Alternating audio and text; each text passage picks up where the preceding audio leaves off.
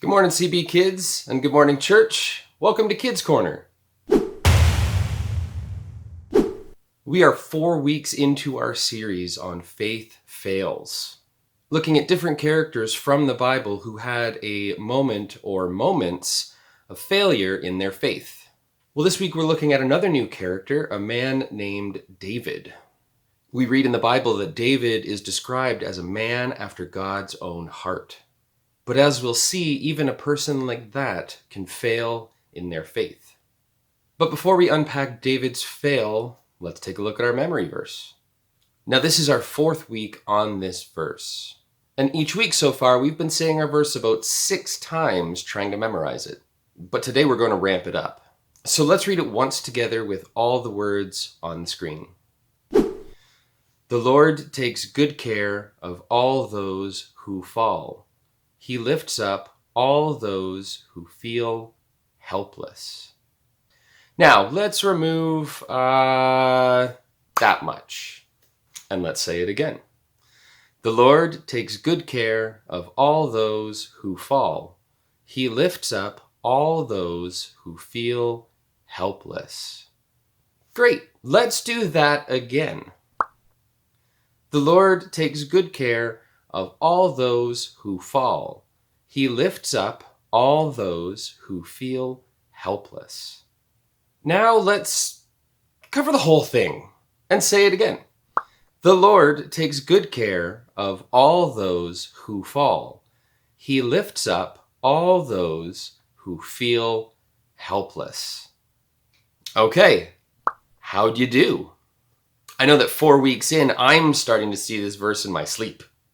But I do hope that it's sticking with you all as we're going week to week. It's great to learn and memorize verses that teach us about the characteristics of God, because those are the things that we want to be thinking about and remembering when we fail or feel helpless. So keep at it, and remember, if you've got it already, I want you to record a video of you reciting this passage from memory and then upload it to the Calvary Facebook group page. Not just kids, I want adults and teenagers to be doing this as well. Now kids, do any of you have pets at home? I have 2 cats, Seamus and Tegan. Seamus was the first cat that Jolene and I owned, and I'll be honest with you, he didn't really like us at the start. Maybe some of your parents have told you or warned you about the dangers of cornering an animal. Sometimes when we bring home a new pet, we're so eager to love them and cuddle with them that we'll try to corner them so that we can pick them up. Well, Seamus wasn't comfortable with us at the beginning, so for the first 3 days that we had him, he basically lived in the litter box. Having grown up with animals in the house, I knew that we just needed to give him some time to let him settle in. But we had a friend that came over who was intent on getting Seamus out of the litter box. It did not go very well. He cornered Seamus in the litter box and reached out and tried to grab him. Well, Seamus was having none of that, so he scratched my friend's arm, and I think he might have even bit him. My friend was fine, and he understood what happened, because when you corner an animal, they can lash out. Well, why are we talking about my cat? Because sometimes when we're confronted by our fails, by a parent or teacher or coach or even God, we act like my cat who did not want to come out of his litter box. We get angry and defensive, and we lash out at whoever is trying to confront us. Well, as I mentioned earlier, today's lesson is about a man named David. And David at this time was the king of Israel. And kings back then were not to be questioned. Kings did whatever they wanted, whenever they wanted, and they got away with it. But David wasn't just any other king. David was God's appointed king. He wasn't supposed to be like the other kings of his day.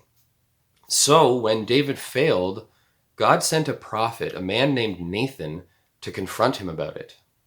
Now, David could have lashed out, but instead David realizes what he's done was wrong, and he admits his failure before God. Instead of holding on to his pride and becoming angry, David humbles himself and admits his failure. David's story is a great reminder for us about humility. When we do something wrong, instead of trying to hide it or deny it, we should humbly admit our failures and seek forgiveness from God. It isn't easy to humble ourselves after we fail, or any time really.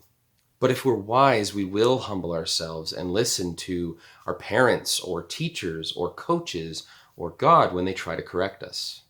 And while it's hard, we should be thankful for people that are willing to do that in our lives, because they're taking time to try to set things right. So let's learn from their wisdom. When someone tries to help you avoid another fail, listen to them and thank God for them.